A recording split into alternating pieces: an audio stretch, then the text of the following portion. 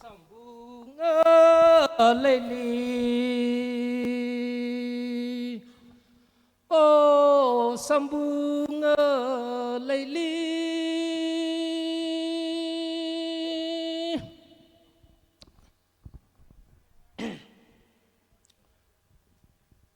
Sorry, aku no jangan sase. Sambunga Laili. Sambu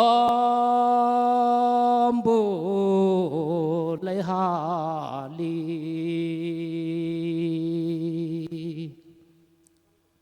sayur và yur yo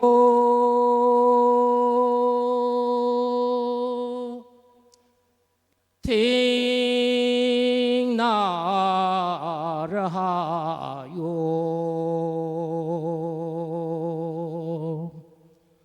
我媳妇儿个中科，我的泪散不离，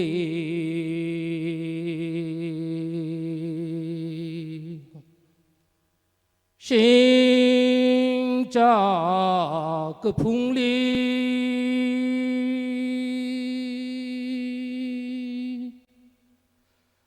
乌鸦个棚里，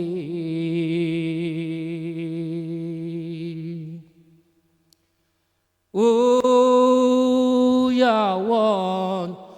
的泪，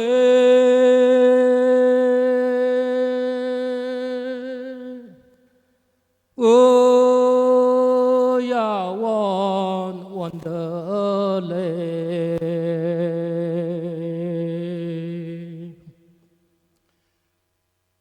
精髓口瓦里，火ram西海人，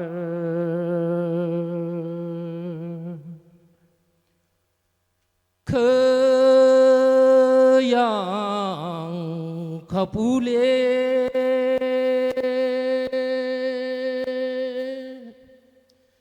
哩哩让我你，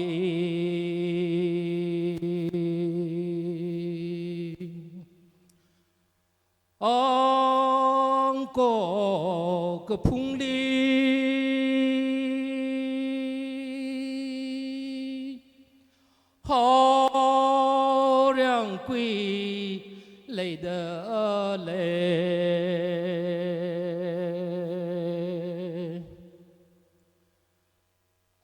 夏日光，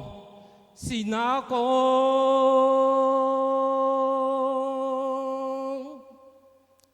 夏日光，西南龙，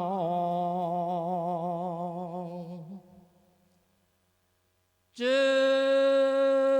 日光开蓬的。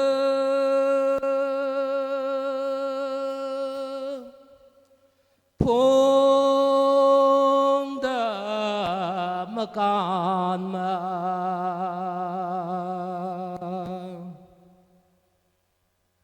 ？itu mui ngesan, itu mui la, itu mui segwine, la hina thotan ne, i thot kuni thot akam apa peta hore, awan lo ceta hore, tak kemai na. 一托卡女托，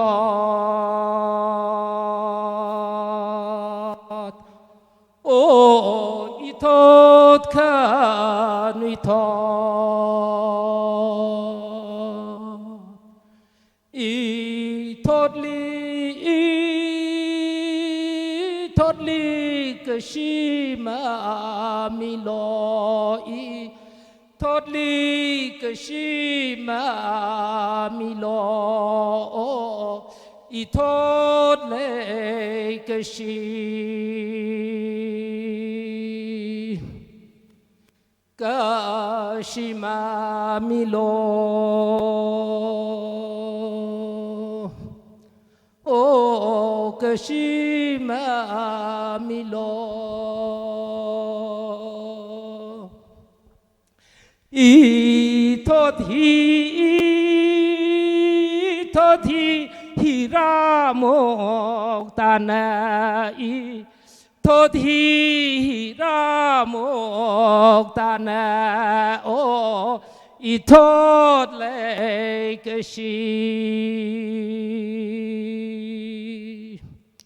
ဟိရာမောတနာOh, Hira Moktana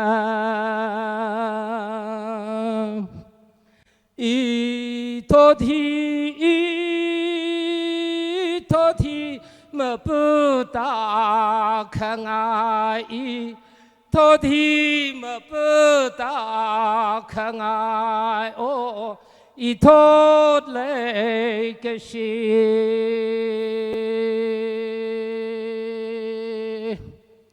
Ma pata khanga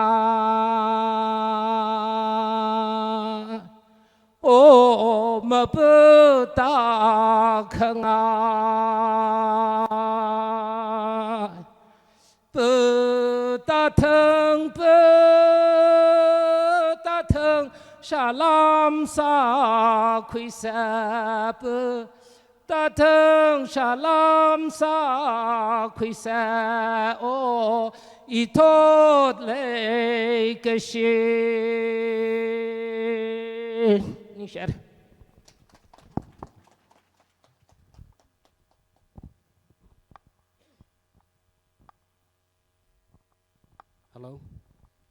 Hello. Good morning, everyone. Myself, Varingam Luikam, Elias Markson Naga. Aina Sopiam Simik. Inina actually program he co-host summit lay. Before we begin, we would like to warmly welcome everyone who have gathered here for the 4th edition of Uyawan Festival 2022. Before we begin, I would like to highlight our program so that we can proceed with what we have planned for today. Opening prayer will be given by local pastor, Mr. Philip P. Mr. P. Philip, S. Philip, I'm so sorry, Mr. S. Philip. After that, introduction will be given by our co-host,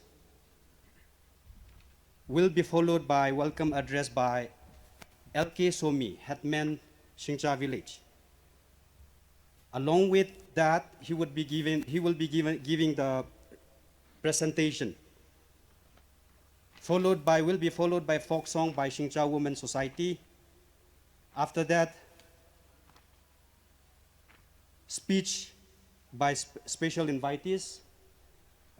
Sri Rangnamai Rang Peter I, Deputy Commissioner Kamjung District. After that, guest of honor will give the speech to the public, followed by chief guest and our most respected chief host. After that, special number will be given by Semichon Kashung. I don't know whether she have arrived or not. She was on the way when I had a conversation with him a few minutes back. After that, we have representation by myself. We have a representation to be submitted to the guest of honor, chief guest, and all the ministers who have come here. So I'll be giving in fact, we should be reading this representation, but then due to time constraint, we will not be reading, but then we will just hand over it to the respected leaders who have come here. And then after that, there will be a vote of thanks by Shingcha Katam Naulong Youth President, Thot Mung Zimik. And then the program will be ended by a closing prayer by Moses Zimik, chaplain of Wiyakatri Chapel Hall. And right after we ended this program, we will march to the Wiya Hill for sightseeing. Thank you very much.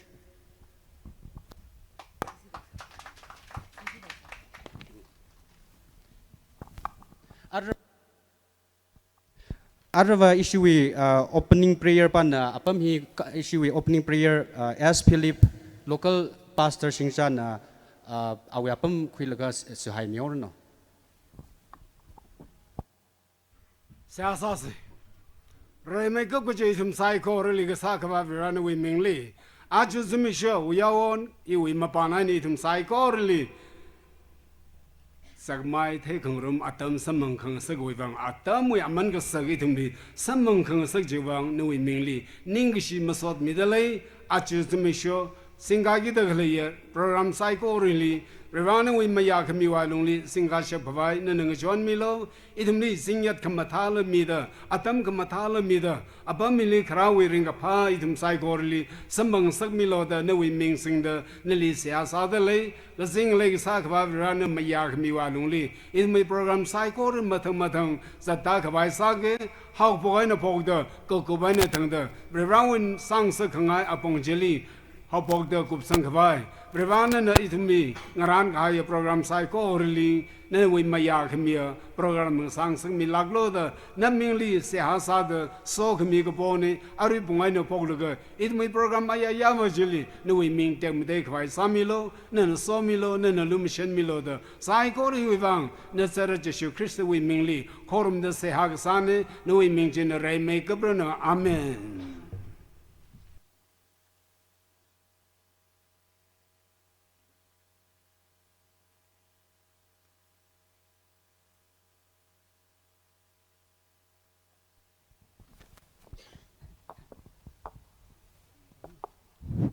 Psychorally like yang thor ara introduction hi in a samyau kai introduction hi issue hi program li changes khalai dalai chen na tumli program khayau ji ji hortsa kaina khilai sequence na malai limne chen na ara in a introduction hi samyau kai rime thui da natumna. If you can just stand or wave your hand wherever you are tada apang khang lo or chimding thadang Ning Mika Ning Shinara. Firstly, issue with Chief Guest he Shri Ramganing Muiva, retired IAS Honorable MLA Ukru, AC. Secondly, issue we Chief Host Shri Leishio Keshing, Honorable MLA Pungyar, AC.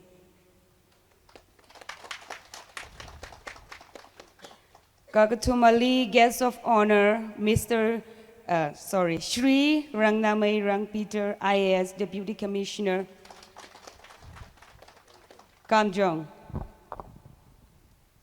Our special invitees pingna Karesada Isaac, former Vice President UADC,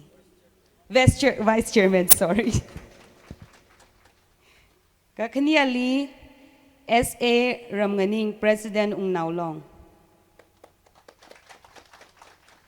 Kagatumali Tanmi Kashung, former Chairman UADC, Vice Chairman. Kamatiali Ungreyo Ningshen, former EM UADC. Kapangali Mr. Totashang Shinglai, former EM UADC. Katrugali Major Abhishek Tiwari, 24 Assam Rifle Gamnung.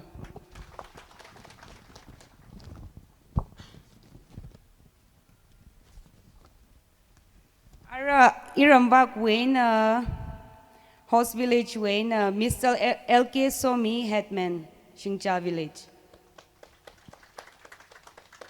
Kakhniali, Mr. Robert Zimik, Secretary, Shingcha Village Authority.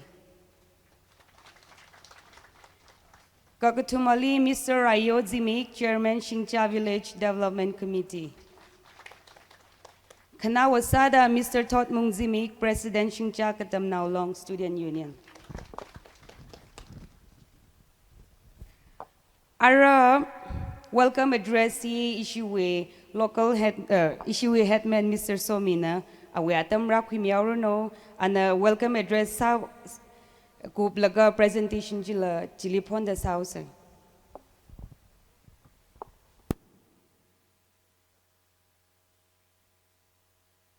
Rarad leye.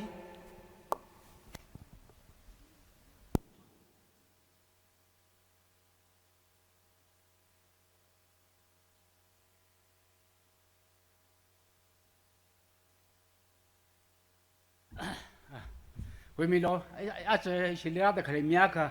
maraga tu de jian shili ba kai ne rimetui de tum sai korli ka sak wabri rali ning shimi dele a che chim sho hi ta chim sho kam ta khura ka miya atami taran itum li le shila kai na itum ling chon mi da ra de kale ya itum chief guest o shara muni emile kalo sha le shiyo kalo shi deputy commissioner oja kalo shi game oshi kala kan dewa jabi sa koreli kui mu tunsa de ning shi ka chunga mi dele ni shila gare wajan tumle ari tum nang de kale hili khun nang de kale hi chika sakta rang ka shepung shamne tu da itum pa lai nang rang kui gai ni jiwanu tum na lera la ga teu na khizai da ning le siktam samya lu hin tum request sang ngai ni ina ka hangai ja a zo teo la kaya ko Xinjiang le kan Xinjiang le kam chong de se ukru e tum tang ku ko tong le rang wan khang sai hi Xinjiang mi mang mi i shi tang ku ko tong mi ni e tum mai ma yu ko tong hi wan le ri pai hi wan nen tum thela ge tum wan ne da ra ka mi wa i ra lim so ji ge no tum ni le ning ge shi tra ka mi de le atam ga chi de tum na kha sa la da thar mi chi lo ji le phangai aru i tum na senga de le program sai ko re itum ne kaya shi ga paya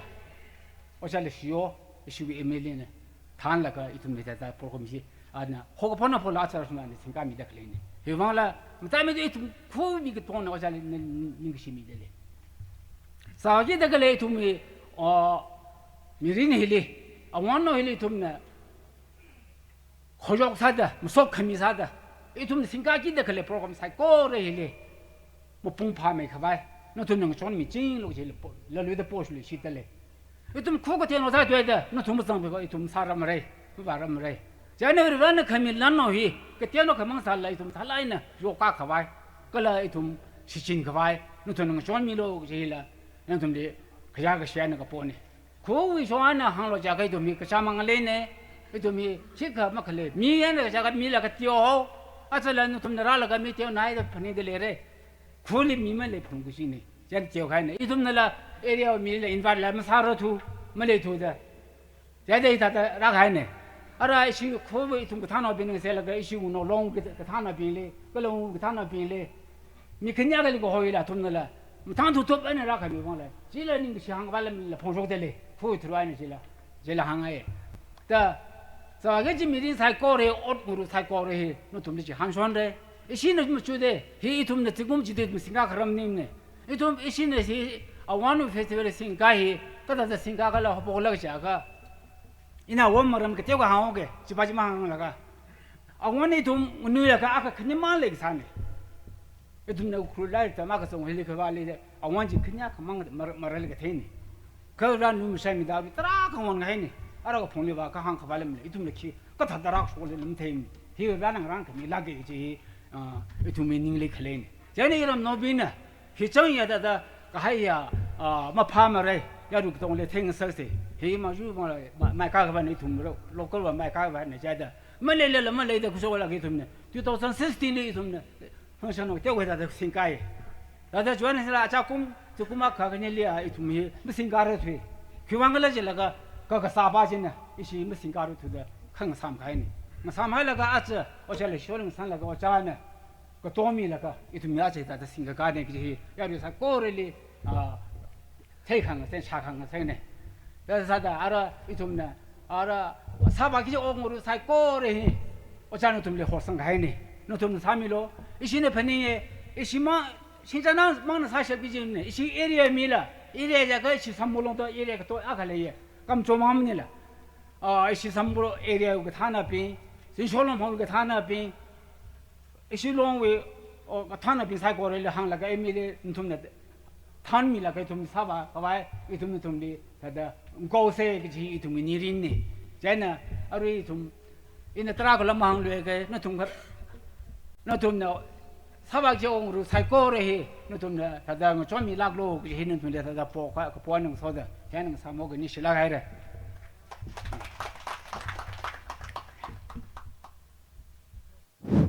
Ara isina presentation hi tada ponda miao ke Karesa da ishi with chief guest.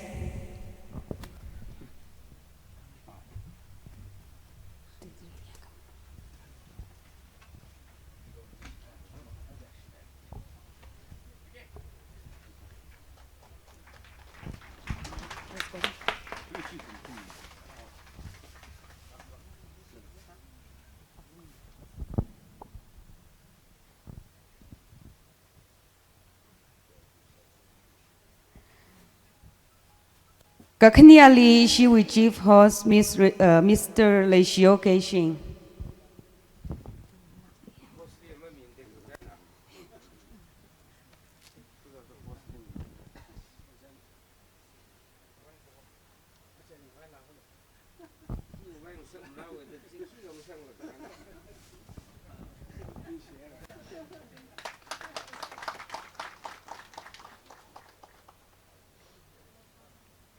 Kagatumali Ishiwi, guest of honor, Shri Rangnamai Rang Peter.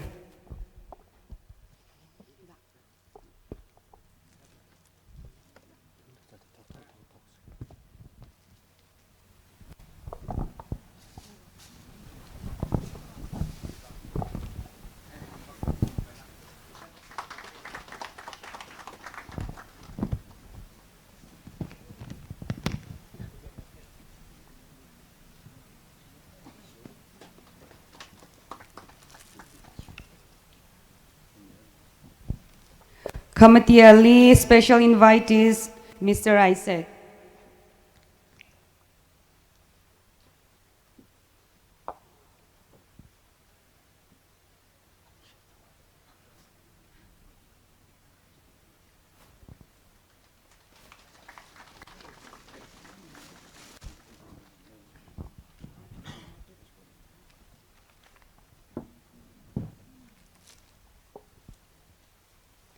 Nextly, Major Abhishek Tiwari, 24 Assam Rifle Gamnung Check Post.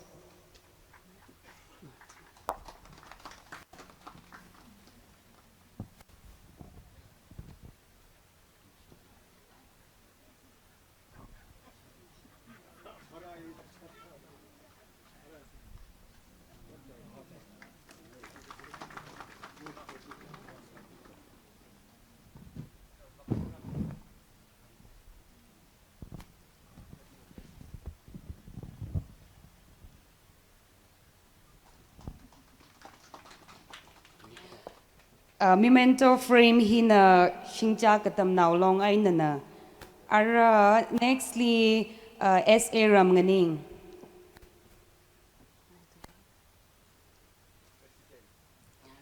President Ung Naulong.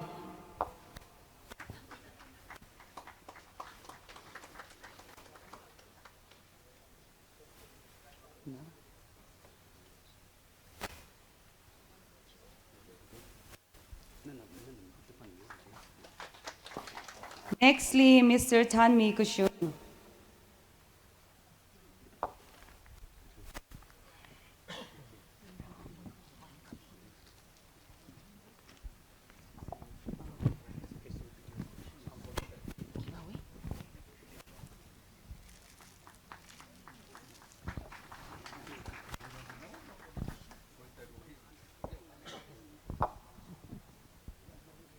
Nextly, Mr. Ungreyo Ningshen.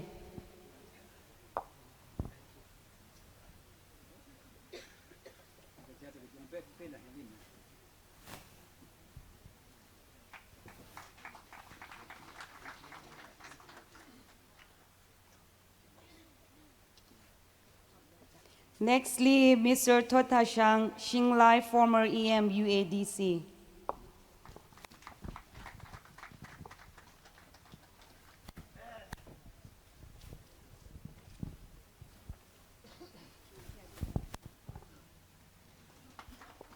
Athang ishi introduction kasajle akham like hai Miss Ningrewan hina ungwa saklong with president ne na nakshi nang ningkal ga yari liat sa kitay miaulo. Jing soda na lahi tiyo issue we give now hi kara milo.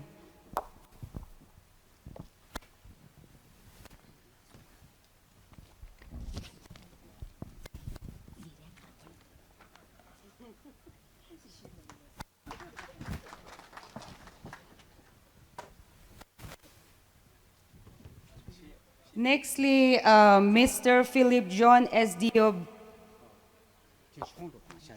Video Sampung.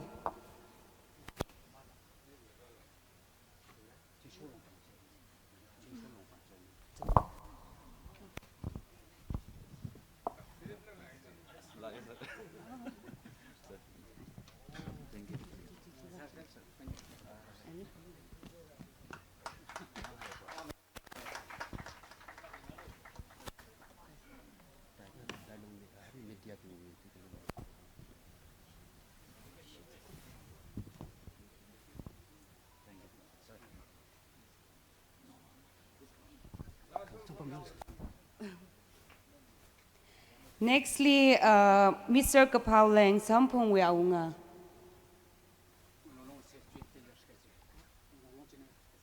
Now along with General Secretary.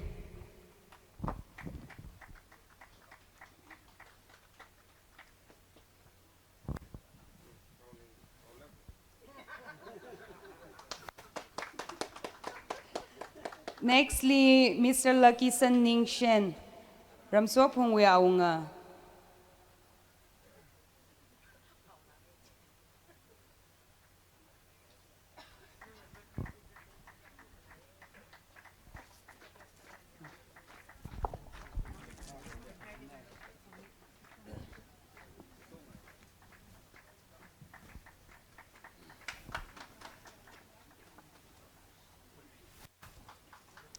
Nextly, Mr. Rungxing Angkang Leishia Unga.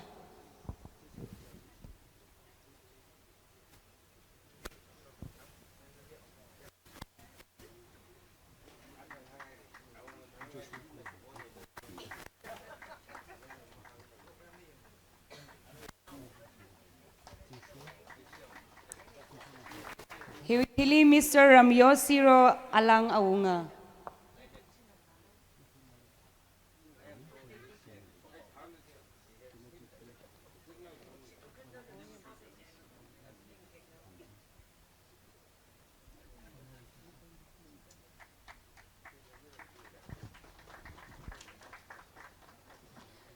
Hiwithili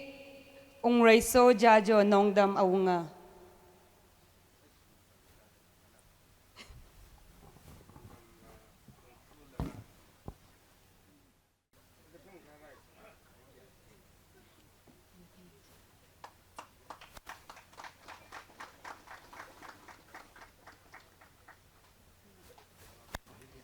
Nextly, Ungreyo Mahong Lungfu Aunga.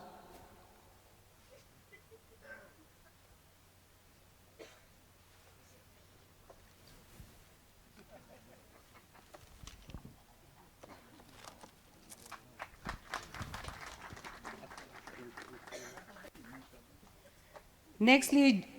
Joshua Kongher, Zingsho Longpang Chairman.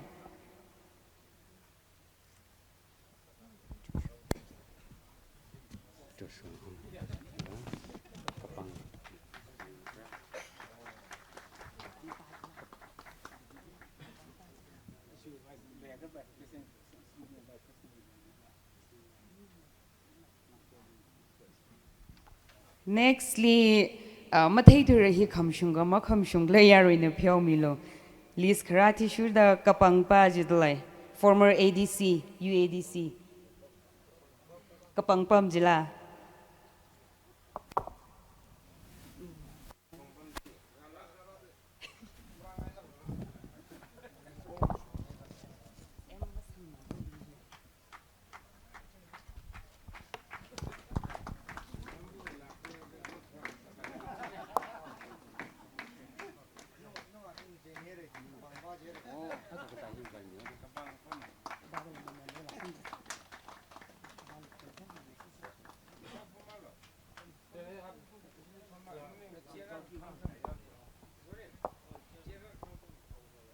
Ara issue representation hi na ko baira mi chungkhali mi ngai la life ye kha tha sala la ishina la thada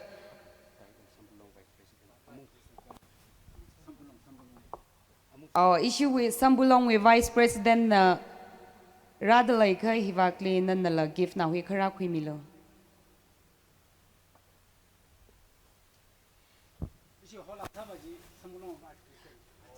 Mein LK Changter.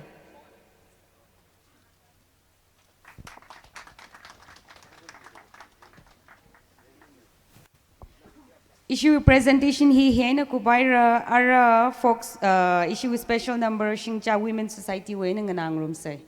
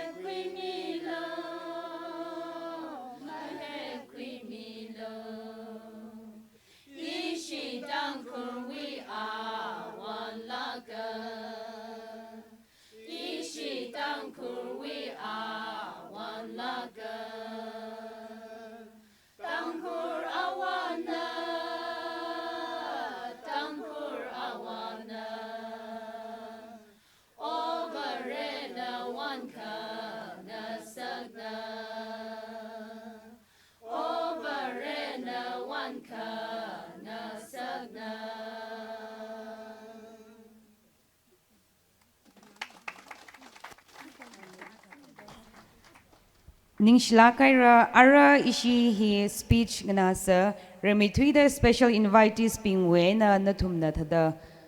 speech mi ngai claiping le atam mi dalai.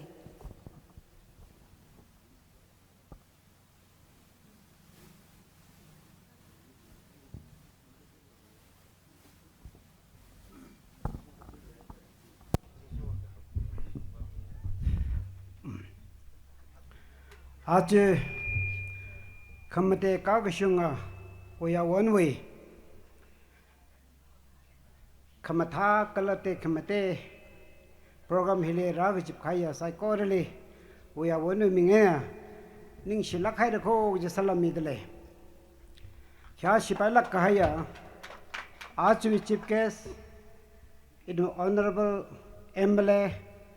44 ओजा रमनिंग मुइबा इतने chief हो सामी देख लिया 43 फुंगियर assembly constituency भी ओजा ले show casing इतने case of honour सामी देख लिया ले गशिया ख्यासी का पाया रंगना में रंग पीटर आईएएस डिप्टी कमिश्नर कमजोंग इतने फॉर्मर एडीसी मेंबर्स पेइंग ले गशिया उनालों में प्रेसिडेंट कलावी कॉलेग्स लगा तांगखुलना का चिंगसो लोंग फंगवे चेयरमैन अवे कॉलेज पेइंग राग चिपखाया तांगखुलुंग रमले ले दखलेया मताई लगा ने 40 फुंगर असेंबली कॉन्स्टिट्यूंसी भी लोंग ले दखलेया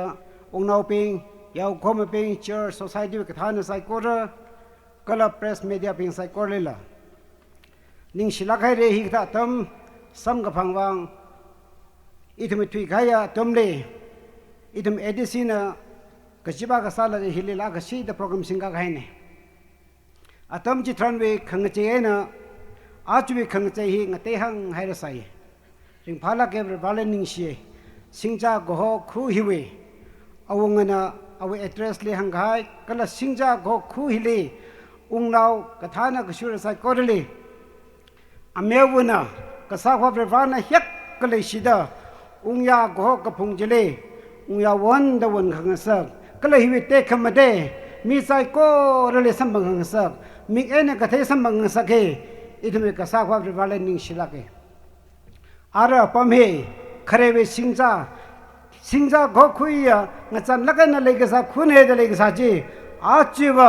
singja gho khui tangkhul ungram le manipuli o kathile aming chatlak khai tamra saure इतने टूरिस्ट भी अपोंगले लपाई खंगते लपाई रेसंग पाया फेकर कचुंग खंगचे रावरे अतम जिथान आचुवी जनरेशन हिना आखमवी जनरेशन वांग वत्सा गपाई हाइमी गपाया रवान खमी लन हेक ले हर खो जी रमनाउ पिंग ले चिथै गपाई तमजी कसा खवाना इथमले रन में हर खो रमनाउ पिंग साइ कोर रेवाले शित कसमय लुंगले इथमले रवान मिदक ले कीव वया वन वे खमथाई मशमन सकलकला मी पिंगी थम साइ कोर ल खोक प्यंग सादा इथम खमथा स्पिरिट दैना इथम सिंजा क्र तांगखुल रमे सेमकालक से जिन थम साइ कोर के पोना निंग सिलाक है रे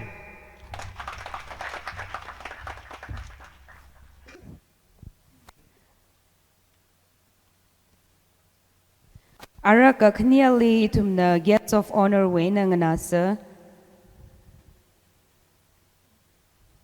Shri Rangnamai Rang Peter IS Deputy Commissioner Kamjong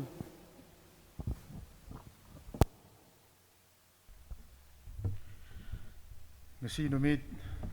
mafam asida mayam tilaga sakmai khangnaba lam anauba ubu phangbusi han hanbada shobu thagali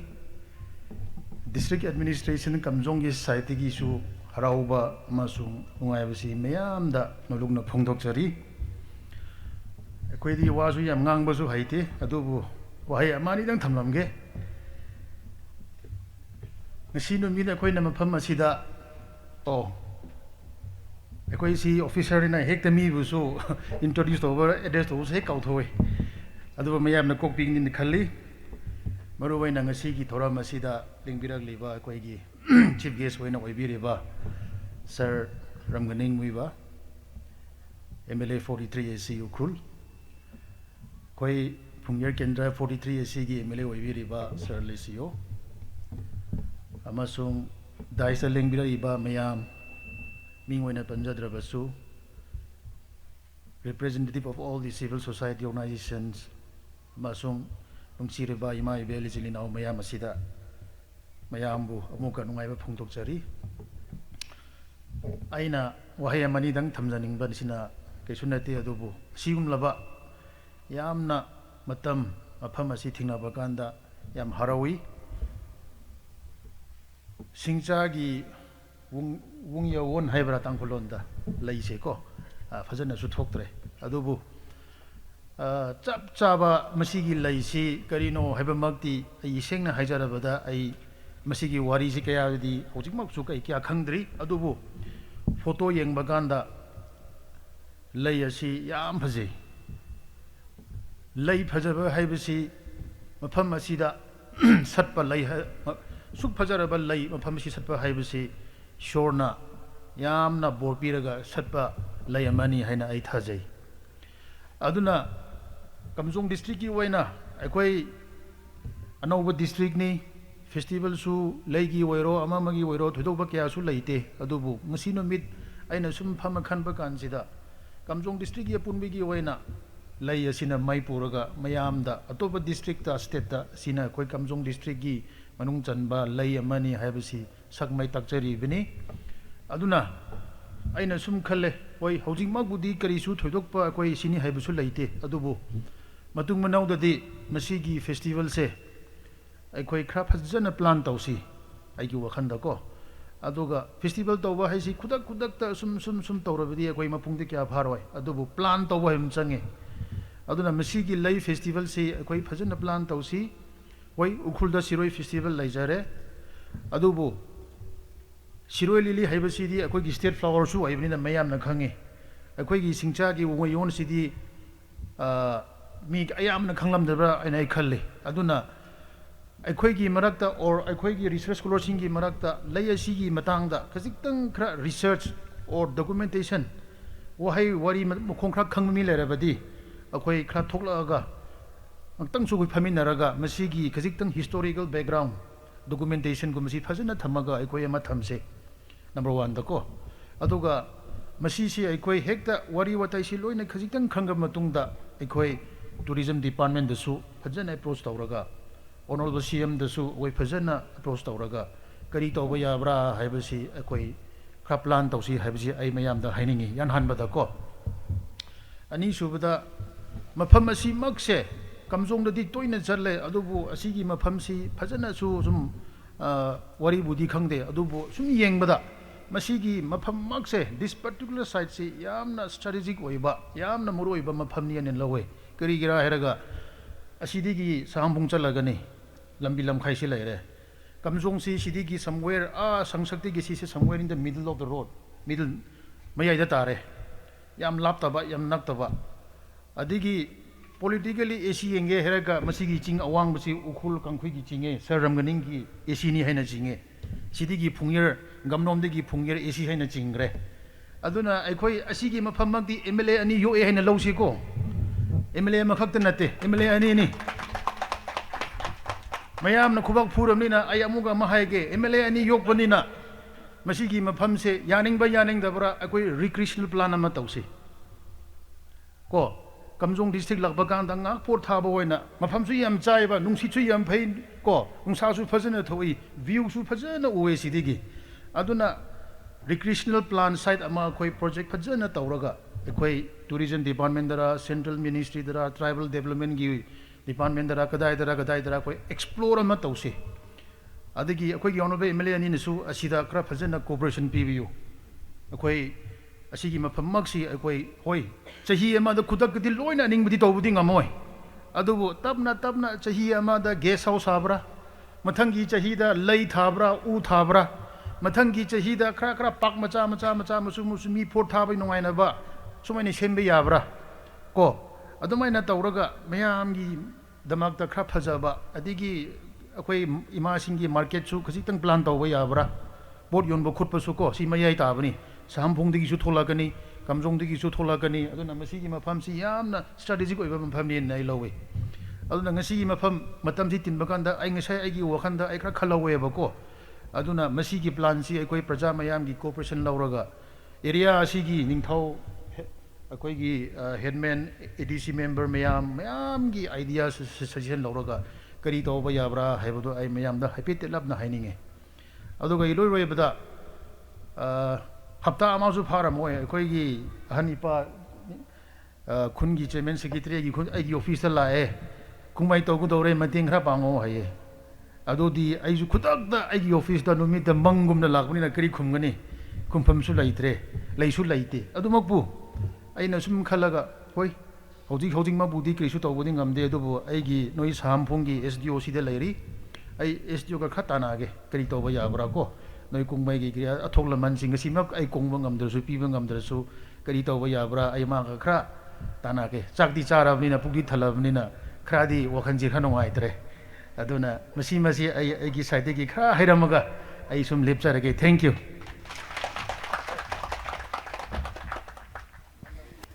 Araka Kutumali Ishiwi Chief Guest Shri Ramganing Muiva IS Retired Honorable MLA Ukrul AC Wayne Chinasa.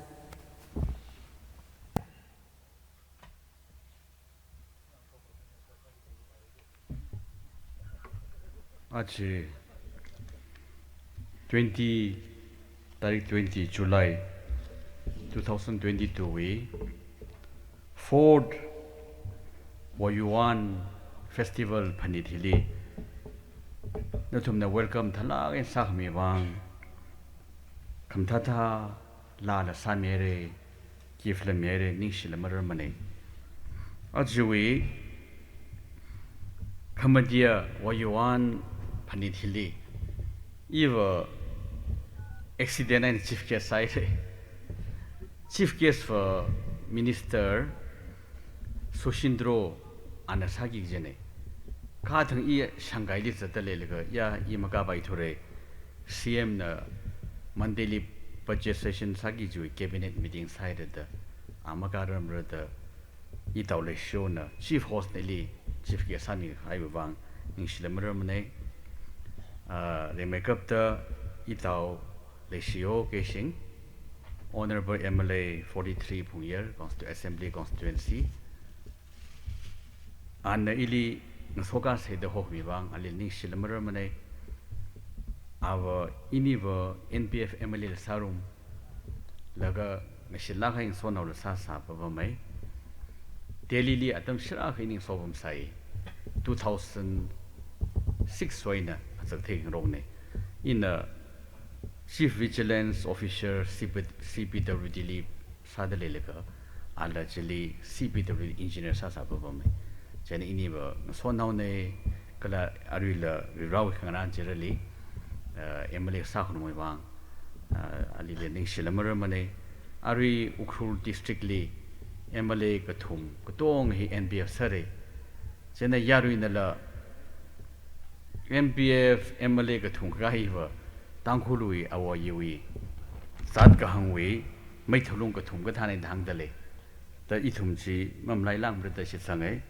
the Itaule Sholining Shilage Chief Hostly Gala Natum Ili that the chief guest Taga Kanga Miwang Ning Shilagade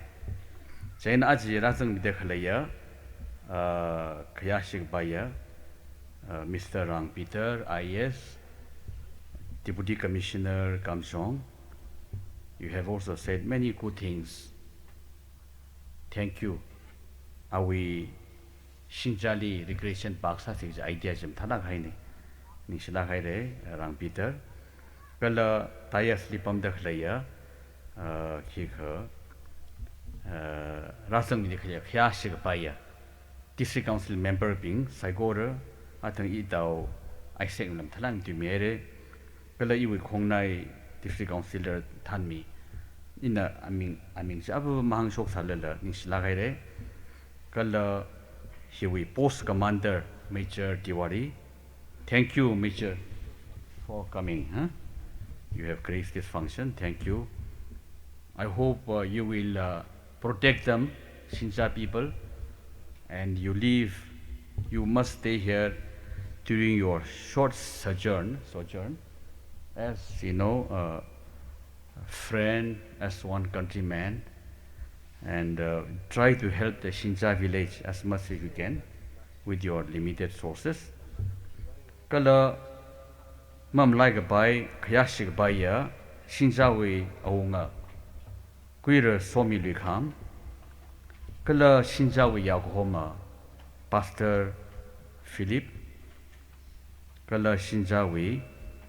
Secretary Ita Robert, ก็เลยชินจาก็ตำนาวลงวิ president ก็เลยชินจาวิ chaplain วิเรียาวหัวมาวิเรียโมเสสซิมิก็เลยชินาวลงวิ president ก็เลยอินน่ะมันไล่น่าขยอิสระนิ่งเรวันจังนิ่งเรวันตั้งก็ชินาวลงคิดเหรออุนาวฮะอุงฟูจีหักลักให้เด็ก Queen Association จะได้อันนั้นช่วย President เนี่ยไม่ต้องไซโคลินิชนัยก็เลย legacy สิงจาวีอุงนาวปิงฮังวูปิงคาร์นาวปิงอิชาจวนกระนั่นทุ่มลาจิเลสินัยอัฐังอะไรจิลสามีเรื่องรัฐนิชนัยก็ลาทั้งหกอะไรก็ซะทลายสามีเรื่องอีเต้าI mean ไล่เรื่องโอเคอันนี้ละนิชลาเกChina imparo in kada khale press ki egi marup sing isin le naw mayam impact tv de ki aduga sanga express ate shu lakwa male na hoi lakpi ba yam nungai ai press ki ichili naw marup sing da suman haining e si program hek loira ga khoi wo yuan flower do yang bachat ka dabani si di अखोई Manipur government issue फजन recognise तौरब माले Manipur government की wall calendar in the month of May थागीदा वो युवान picture यावबनी अदोना मणिपुर गवर्नमेंट इशू रिकॉग्नाइज तौरे वो युवान सिटी शिरोई लिली का खरा तोंगाले शिरोई लिली दी मफम अमदा खितंग हौबदनी वो युवान दी 4-5 किलोमीटर स्ट्रेच से हौबनी शिंजा दी हौरगा पुशिंग फाव यावी 시기 next village pushing si ai constituency ni aduna shinjaga wajiki pushing si the confluence wede le shoga ai gi sai rang peter na habakumna aduna shinjagi wo yuan sumo phajaba she ai di na hoi sangai express impact tv ate press de shu khoi aran de phi shu lai aduga rayo no hoina ऐसे promote होनेंगे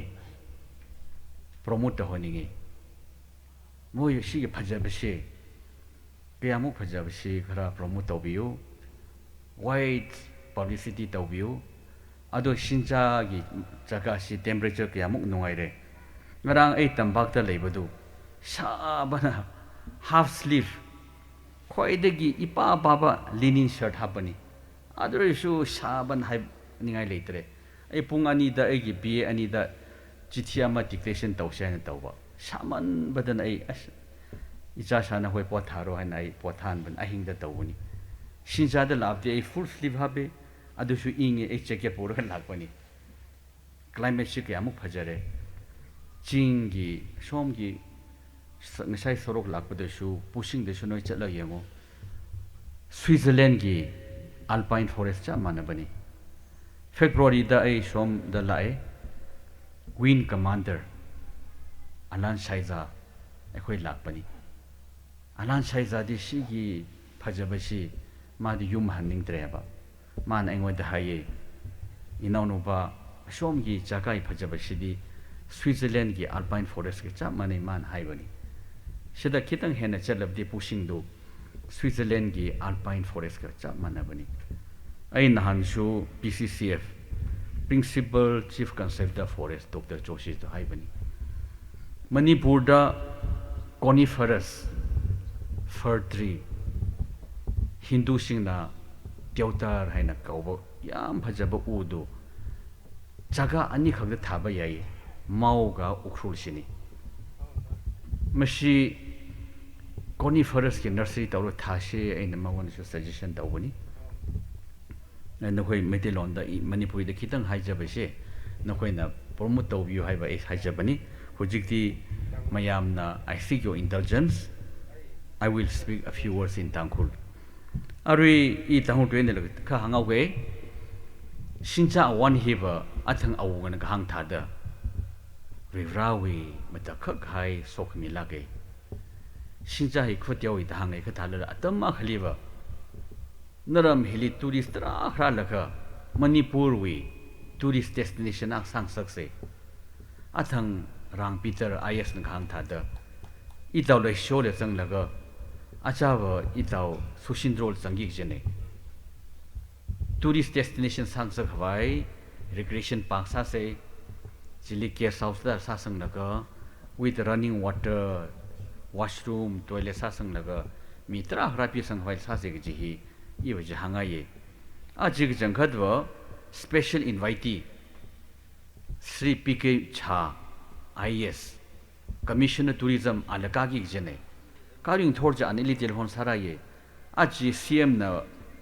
cabinet meeting huawei jene sir imka bai thore thange ka anili hangde shinjale recreation park sa hawai guest house sa hawai kabi sanglo da hanglo ana North Eastern Council li forward sami ge dangko PK Cha na jang jain arui ia thang malai na khaye Isar Soben kala Markson Wickham hi anam thana kai na concept no shem kai ne ilil jhora ye le show le mere ya tham lai na khaye Markson ini hi Delhi li as a thing ro ke ini ga thada thing ro kala jilaga arui organization na khlai virtual group Global Naga Forum da Chili unactive sana gajene ini yang laga chili member misha halang de lera kha awi longa sang passion commitment yang sense of urgency itum yur wiwang kaji itum yur hiva naga yur hiva nation building hili work in progress chili awi ning sang jitele iya limam lai lag mane ini na suggestion sa laga Global Naga Forum na 28 July and 29 July li work for solidarity da naga ko nga group akhan na tima boin ko hima songra itu Manipur naga bing na senapati na bo la ko hima sangra de 28 li si ini na suggestion ga sane so na khang de ni dum sang daga iwa kyuwangi thada work chadra naga yurwi solidarity he deserve to be a celebration and celebrated celebration aina work at kijene acha inu ga phaning lewa station ga jida naga wi yaron nga la sak thei thei hokui laga la la sang sangai jene jel kaji thaba lang na hai lera kaji thaba music kaji thaba lecture na hai lera chi thada phaning ga sa nei China Ariba politicians how with the public leaders how with the Global Naga Forum jeli trak active participant misali mane ka ari ili Markson hange 28 jeli issue ukhru wainela kamchong wainela bus mati phanga bare lasa thi bing phungwara senapati thui laga ka to main dang da phain chatre kai khawa kohima sangsung re chi thadi thum ran dale chen I taw Markson ini hi chi chili active sign pong sai ji inat mang hai nei kala itara so family songai la ge mthalang kan tak sang mi bang sai na ina thum atam shram phuli mare ari wa ithum awan yang kita ka nei sai na program ko bai laga awan je bai ngre ina katang ri thada hangai promise summoning mane kha atama khali shinjawi hya khari ran mi khai wa yuan khamathaji ithum promosa se ayawi milila raing sakse laga atama khali shinjahi wa yuan wi khamatha da shimla yaron ngala bingla limphana gen awan khawan tha the wonder no together with my friend and colleague Lesio kala rang Peter creation park ak salak se ta I hang ngai nei guest house sangra kala I athang PK chal hange guest house ha me kha shincha basili mani sang sagre government wa mani shim sa the mane hun khali shim ji ma khaw chi thai jaina gasawo government samiro no ka management jiwa shinja khuna saru no di wa tang hange maybe I'm jumping the gun they make up the watch ungsung sagai fu sei chi thai ga mathang step by na ra ra ji hang ngai nei ya chi watch itumna arui mi pai jimning to the tra hamang hai mane kha it will be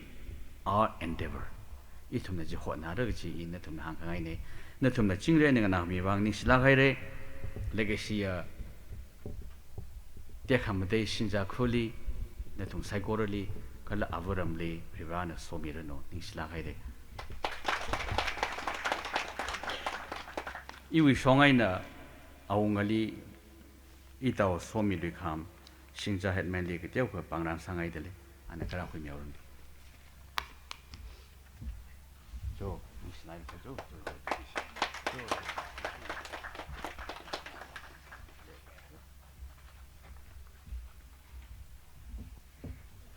Ning Shilakai Raishiwe Chief Guest Lee, Arakana Wasada Ishiwe Chief Host, Shri Leishio Keishing, Honorable MLA 43 Pungyar AC Liata Midale.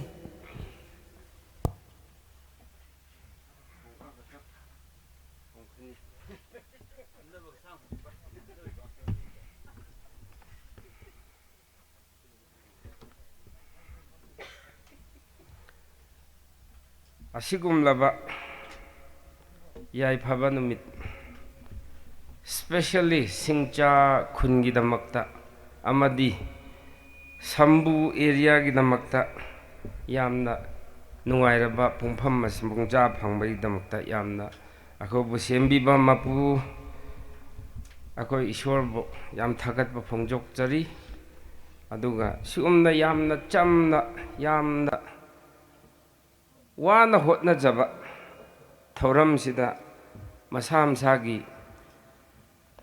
thabak achinba amadi atopa engagement mayam thadoktuna lakpiriba chief guest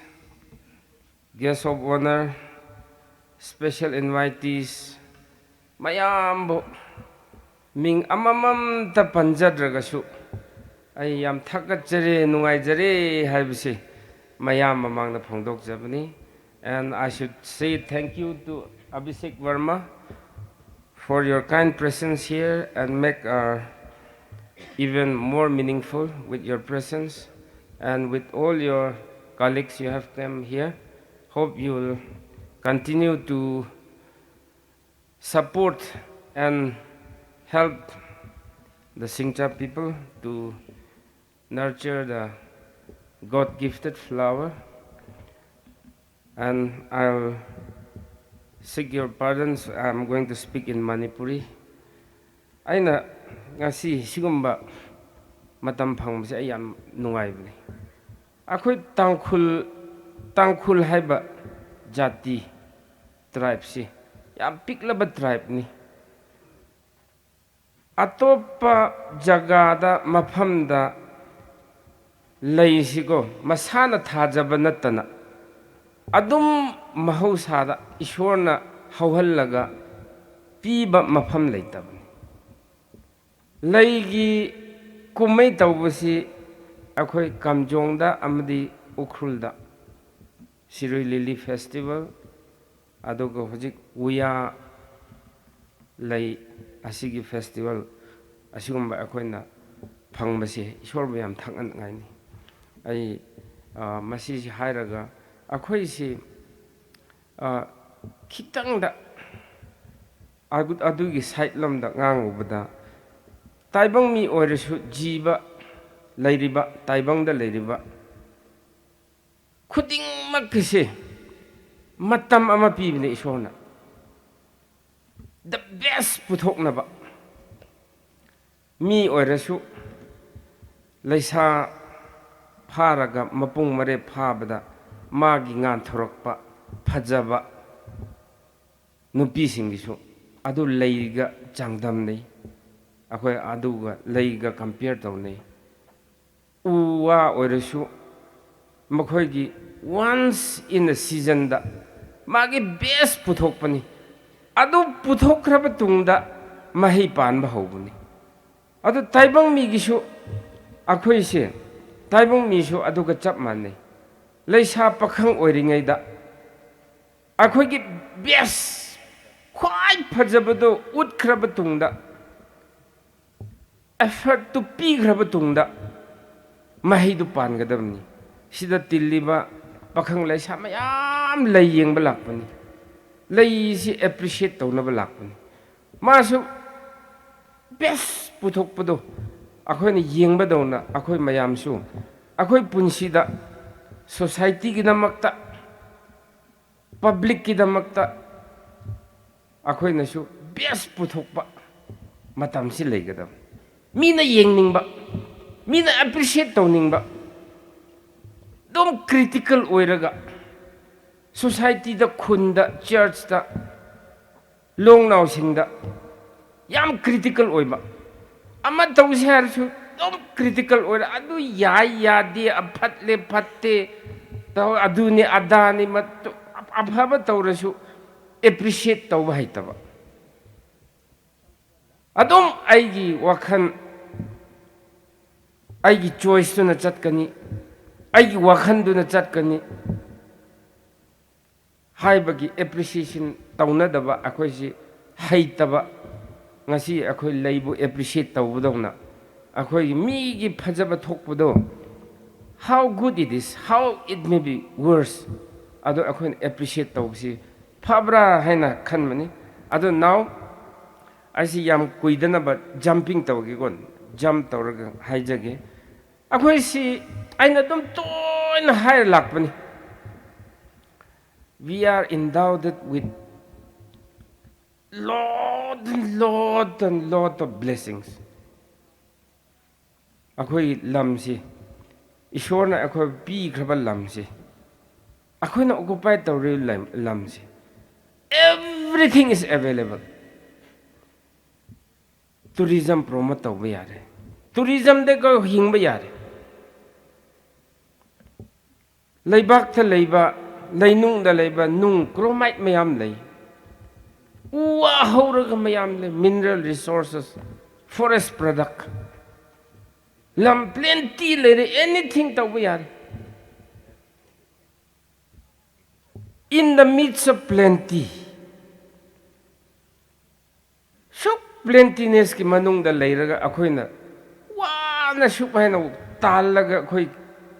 awaba gi poverty BPL gi card paira loin hingbase. This is the worst akhoi ki nightmare oigadam kana BPL ki card pai daba kana legi ching lo daba kana legi I have never seen anybody surrendering BPL card hekta yum ki thongan phawboda resources raw material na thanna legi ngasai haira akhoi DC na so we can promote sida akhoi recreation camp gumba kariga sara kanu tawraga earning tawba yai Delhi da leibu ganda kari sunataba Simla kare paisa tinga gari waira kai yengna ba kari si mafam se Simla bu henna phajai Simla da kari su leite Dehradun da karaga akarno da Nainital ka apne Yengna gai kari shulete there is only in Nainital there is only one big lake that's all nothing me season matam dago gari bhau thaina ngai leitan chatpan provided adugumbado akhona dukan ama saraga duda hotel ama yum ama tum nangai saraga khidang na mi nangon laihan ger su paisa khaktani we can earn our living adu akhoi se adugumba gi stage to purna bise we need a consistent effort darkar oyeba si tawri se hakum tawramme aduga kum sidi tawroro haina tok tawba yade mathang dum tawraga akhoi se kano do consistent struggle do tawraga do achieve tawgne ba mi bu khangan ba advertise tawba adun aina haibude article 371C da akhoi bu piram ba se 12 item pi ai haibs hakum election de hai lakpani forest management ko lam sinang ini haibni nang manage taw haibni manage taw na ba nang law ain sem de sem ma se ngasai gi mayam du lak na ba sida ukak laga nang na gi inkhon da nang gi lawpham da u thabdo u hauri bdo nang na harvest tawra puge taw matam da tipi darkar oye permission darkar oye ai gini han utpa darkar oye hairi yon ba yade pu ba yade forest na thinge lendo lete adu makhada item number 3 4 da yauri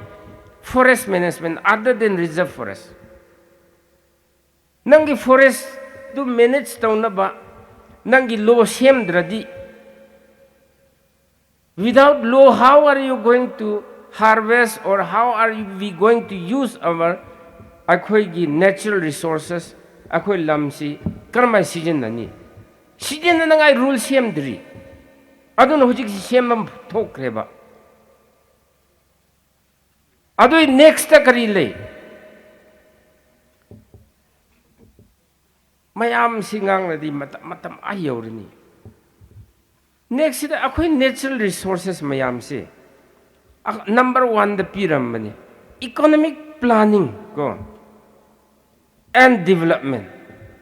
asi chingisi na khoi nasan rule sem ga tawjo haibin adisu tawte adun matam lakri akhoi si mi ama lakhi gi dra na ngai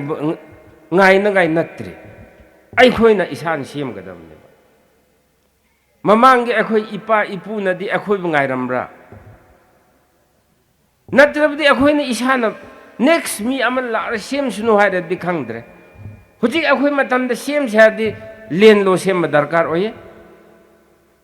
land use policy sem darkar oire forest management gi sem darkar oire village authority act hana 1956 ta sem madu yade habdu huji public na yaba apamba village authority act to sem darkar oire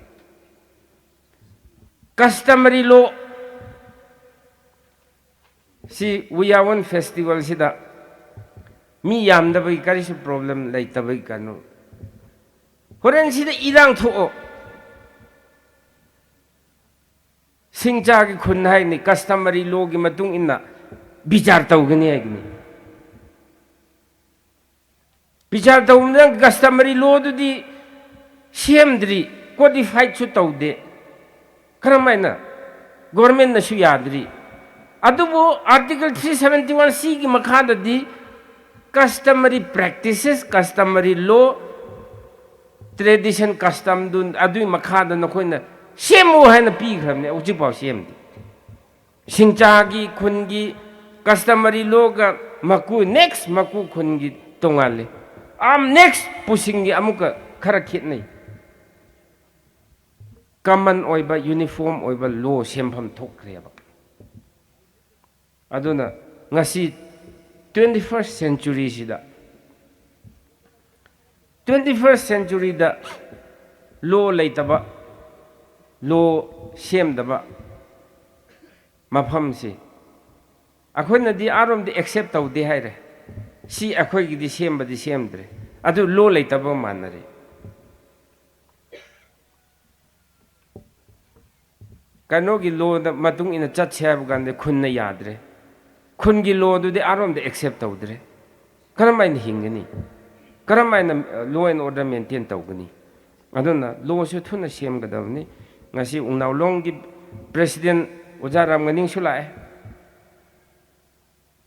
ojik ujaram ganing na su si aduga jingsolong phang gi chairman uja joshua su lere akoi gi honorable mla 43 phungyar aigi iyamba ojaram ganing su lere akhoi gi kamjong gi dc ojarang peter adu adc senior mayam loin le si mamang da hai rim nei do media mayam na su asigi si nokhoi na su hai bi raga akhoi gi law ayin ꯂꯩꯇꯕ ꯐꯖꯅ ꯁꯦꯝꯗꯕ ꯍꯥꯏꯁꯤ ꯆꯥꯎꯈꯠꯄꯗ ꯁ꯭ꯇꯝꯕ꯭ꯂꯤꯡ ꯕ꯭ꯂꯣꯛꯅꯤ ꯂꯦꯟ ꯂꯣ ꯂꯩꯇ꯭ꯔꯒ development ꯀꯔꯝꯍꯥꯏꯅ ꯂꯥꯛꯀꯗ꯭ꯔꯥ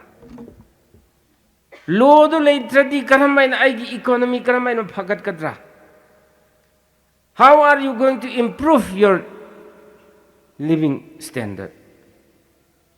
Law laytragadi sida loina problem oibani. Development da orsu akhoi gi any land use da orsu sigi si tackle tawbada wai. Akhoi honorable chief minister na toina hek haibani. Ching da chawkhat pa ma purak sharsu lam gi problem na. Hujiki kanodagi yang pokpidagi kano chatpa Fins Corner phawba lambi hojik phawba sadre karigno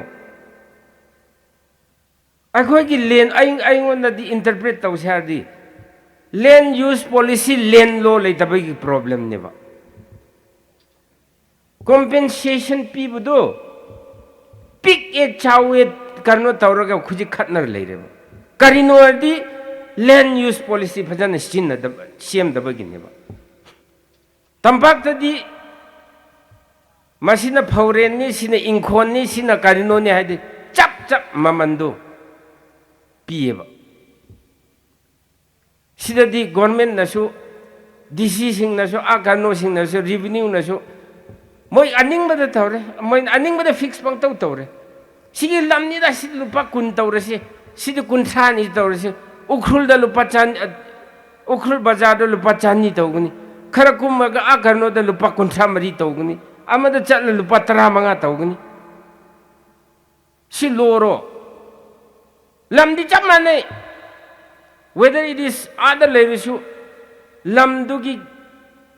productivity adu du yenga chamane equally sembio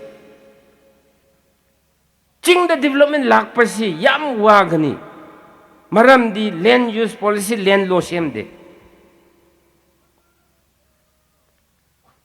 square foot ta lupa kuntra humdoi kuntra mari akano da lupa 15 migi lam lo lupa 15 da square foot lo dubu hujika kwa matap amada lupa kuntra ni ne 107 chabada lupa yang khay ni ne lam leibak tu lupa kuntra piradi kanmai kanana yagadab no kanagi fault no kanagi aran no siya khoi na khangadam ne ba akhoi gi taibang miwai hujik gi god sana basu lupa basu diamond basu kari oi basu bo mayam do compare the laibak sina quite the value laibani value quite the labor value laibudo hujik phaba akhoi kari so sigi maram da khannadri khannasi matam lai let's decide aduna mayam bo aina haining badi we are one chuk phajaba laise Masigi karnosi ekar kya chauge have dong sai akoi honorable MLA akoi ngasigi chief guest na shahare spread out shuk tawre kanagi lamdano have a question lakpani mapu kanano si mayam si there are so many questions we can ask aduna matam yore matam lae akoi matam da sem hausi ada mingon da ngai rosi aduna hujiki Uyawan festival se nahan aina kano na su chief minister honorable chief minister ga su wari taw kramni wari tawraga aina kano su mangonda note sheet ama iraga mana kano si uyawan si ukrul da tawriba akoi gi Sirui Lily festival do adu gi magnitude mak oidraga su state festival oina di tawbigro aduga budget every year budget khara hapiro hana state festival oina ba request tawda mana su yaramni handak si खरदी पीगे है amount दी पीद्री amount दी सिमकनी हैव दी पीरक्ट्री अदुबो in principle they have already agreed to give support as a state festival aduna akoi si program loiraga organizing committee na ada chatlaga moi sanction kya tawbibra adu nokhoi na dum kano director ga wari sabina ba dum haijabani aduga akoi gi ngasai akoi honorable chief guest na su haire aduga dc na su haire sida hana dai su plan khara dum mangjau na haibu haining da wi aina taw kano taw ni sida akoi gi tourism destination karigra gi su proposal su dum tha khramni tourism destination ko sida hojiki camp kumba karigra mak natraksu khari yabra habdu dum tha de tha khamni yeng se ka athok hojiki akoi dc sahab ka akoi honorable chief guest ki do aduna edit oigadawni adu yam thakat chare makoina su som interest leina haibi do aduna ai si tension na batawrage akoi gi we are one habse si we are one habse akoi na thaba leinate ko mayam na khangadabumna singcha mayam na laraga yotpa kayen ti tin pairaga thaba nate ko God specifically pibani ko atopada su PBI singchabu pibani sambu khoida pibani ngasi sambu gi mi yam ude khun mayamna support tawraga sambu area gi yamna machin tong ba mi yamna pau ba mi ude siwai gi ahan kano khaktani aduna mathang dadi khun mayam lakpiyo ko support tawbiyo sigum mase akhoi isana promote tawgadamni adu tawbu tungda mi na su lakkadawba nangi hek yumthang na bana support tawde somda mi festival tawni yotpak pairag arum chakre dudi yaroiba aduna mayam na support tawbiyo adu mathang di sibu henna chauna organize tawna hotna si aduga se we are one festival sida lakpa mayam si kano laibak phabo oisi aduga mathang da su mi manga tara pura laksi aduga akoi gi khunda leiriba khunja sing da su si phachan organize tawna ba arai ba pithok kat thoga ahan ba dadi khoi chop pada phau khitang dadi hana hapa chopani adun khitang do hapo na khoi subhap hap tabida akoi tawgni adu tawgnu aduna mayam support tawna ba nakhoi gi do hospitality nakhoi gi kano oibudo yamna tangkhul sing di hospitality di yam phajabni adubu tangkhul sing gi phajabda de +1 sing chana oigadawa adu adi aphaba mayam du lakaneba nakhoina sida waso hangba hete ngasai akoi sida aidi host ni na imung gi wa tawgdam ni ko no warau batawgunu sida ngasai hek lakboga kano chana thakna table dam yam thame kana su pi de si pizza gadra kanu yeng so gi ra khang de taw si han ai si gyan ta dre ne aduna si karamain tawbra ina kano pakhang amada si kano bread pro cha yabra yenge en haibne ba ade le sabi mayam du na laaga yendi amnate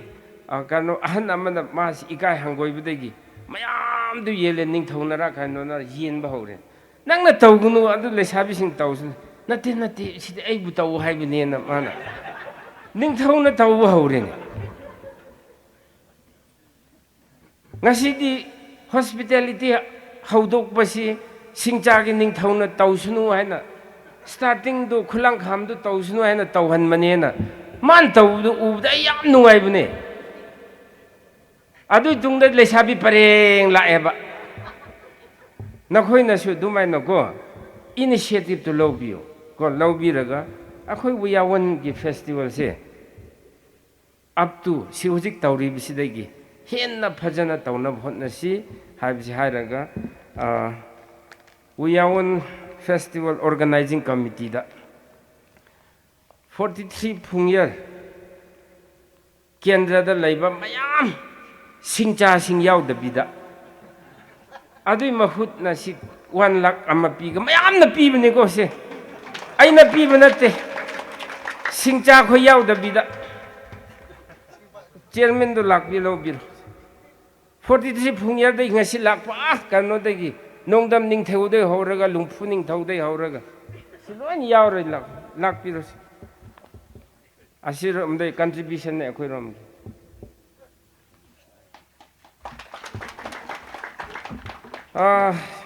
Fourth,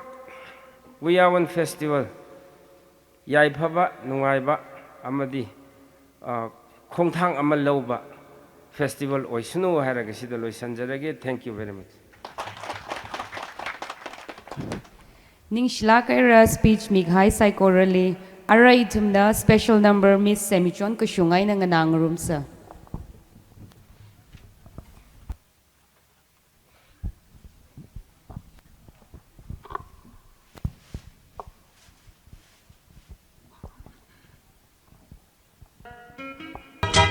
अजीब दास्तां है ये कहाँ शुरू कहाँ खत्म ये मंजिलें है कौन सी ना वो समझ सके ना हम Thank you. Ning Shlakaira Yarinakshi the Pangu Pemili Shitsa Tangkala Lakas Hamilo the request sadly ko Ishi Chief Keswena Kibashi now clerk Laji Samilojiko Chief Guest we request.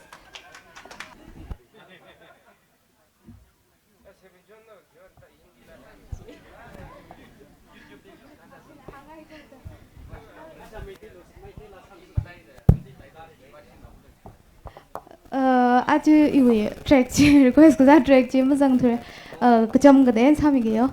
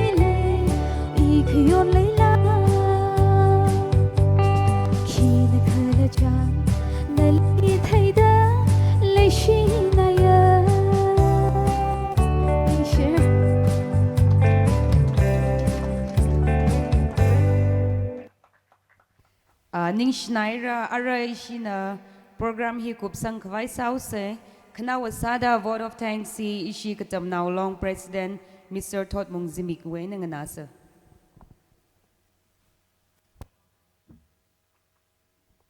Hello. Hiling ningom ke kila khnuk la back turn nam sangai thura. Rimai thui da ya hili ra da khlai tong khali ning shila gai re arui kizing kya kha sala len thum hili tourist ka te pin ra le ra ning am khang me wang thum ne tung ning shi da le. China rimai thui da ishi oja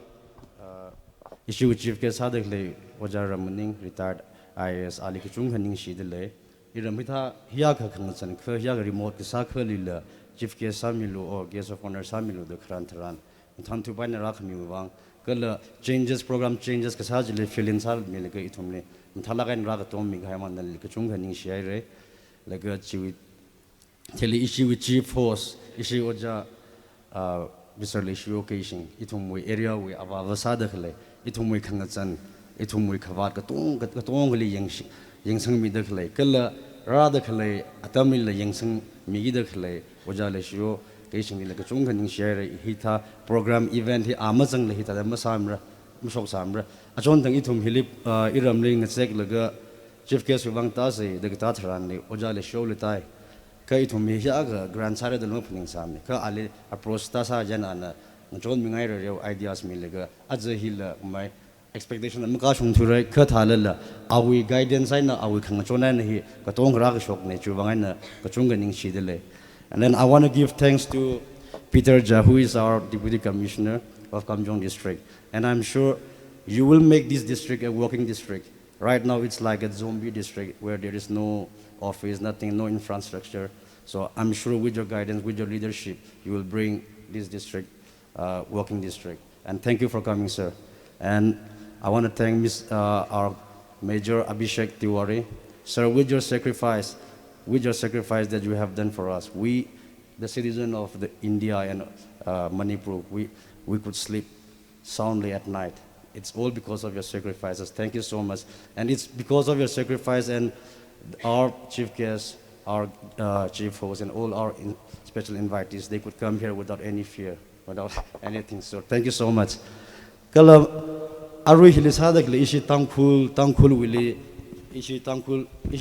wi ngale hiwa tada awunga chief tenana ogtwine china ishi awunga ka tong hui akhwa sadak le Mr. ishi Ramaning Ramaning long long with President Ali le chung khaning shi de le kala long ning re one ishi anti ning re one ra de le nani thung me guidance sign na ithum tangkuli khokha ka sa kala hi iram ya aru hi tra ka wat da ne khan thum khang so nai na he next event pale ma tha mai da sar da phaning shit sang kala aru mi aming ava am pata lu ke ishi hili special invitee sa da le issue SDO kilo le de le ava ta ga ra atam ara waura thum le ka chung ga ning shia re at ithum tha da iram tha le ra le ga hi da tha da ma sa lan thum na ka tom ngai re ro khrau wang thum ne ka tong ga ning shinai re kala matai la gai ne iram wi long nau ping shin nau long kala iram wi vi authority ping athum na ithum mag maka go sung ji thai la ga athum na ka tom na ga ari hun ka mang ka ti na mang hi la sa khu ne isi ka tam nau long wa member hi le o cha de le isi mi chini chat mang ka athum support ai na hi ka ti na mang sal ra sok de le athum wangai ni ji hi anthum tong le hang hai ne ning shin la gai re khanau kum liwa isi Fifth Yawan Festival in Matham the Kashung made the state level and Sakvaisa said them to make hang Nishilagare.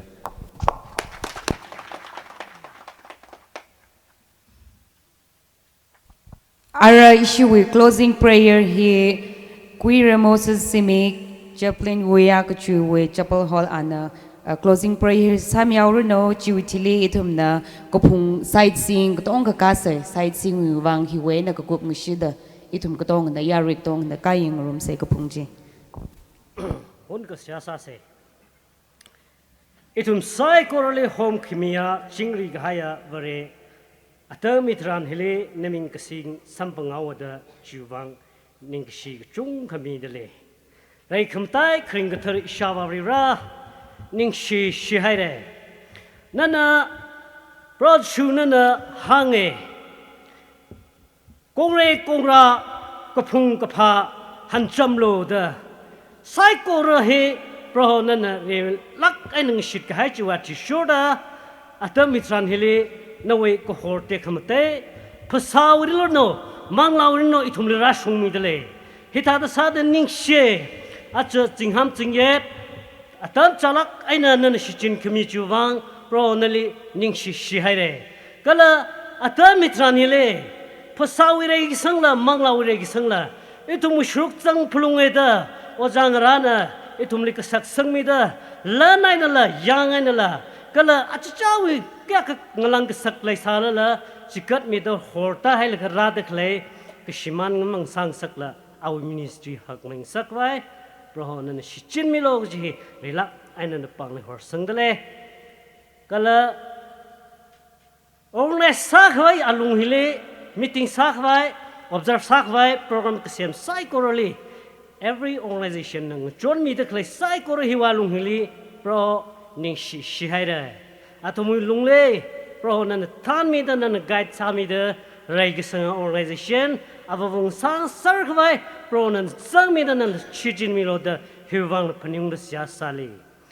khongnai ring nai psychor hi ko tongai ri ro pam li ra da ko tomi da khle psychorally pro no lake shi lukham shan nana than kami ministry hak me jeta shung mi da chingri haing sak mi lo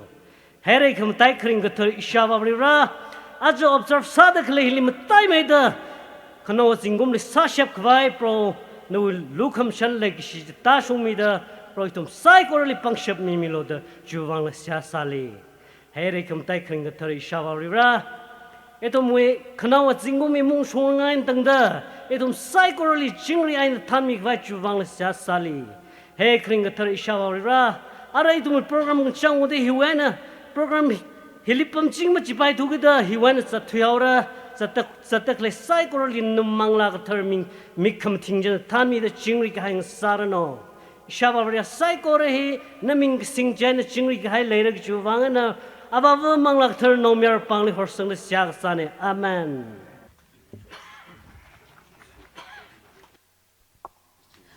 ara ya recycle na kapung li site sing wiwang wasa kala kapung kak pai tharan Mr. Shimthar Zimik village elder na iram uya kuchu we history tiameka ana page thaira Chutili ung laga ashma nga jinwa ki ishi uya one night late laye artist ping la rajang mamanda laye ya recycle na chilang room miser lo da pok ngai na